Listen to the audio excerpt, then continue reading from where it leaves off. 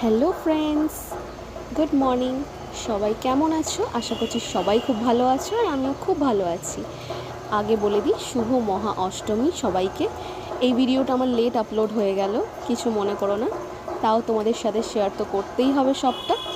তো এই হলো আমার অষ্টমী দিনের পুরো ভিডিও বলতে সবটা তো ক্যাপচার করতে পারিনি, তাই ভুঁড়ি ভোজটা না হয় ক্যাপচার করলাম, ঠিক আছে।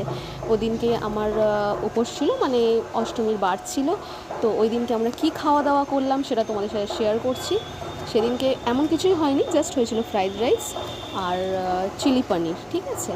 আমরা প্রথমে অষ্টমীর অঞ্জলি দিয়ে দিয়েছিলাম। আমার হাজব্যান্ড যেহেতু অফিসে গিয়েছিল, আমি আর আমার ছেলে আর আমার বোন আর মা অষ্টমীর অঞ্জলি দিয়ে রান্নাবান্নার দিকটা দেখছিলাম, ঠিক আছে। আর এই দেখো, তোমাদের সাথে শেয়ার করছি রান্নাটা।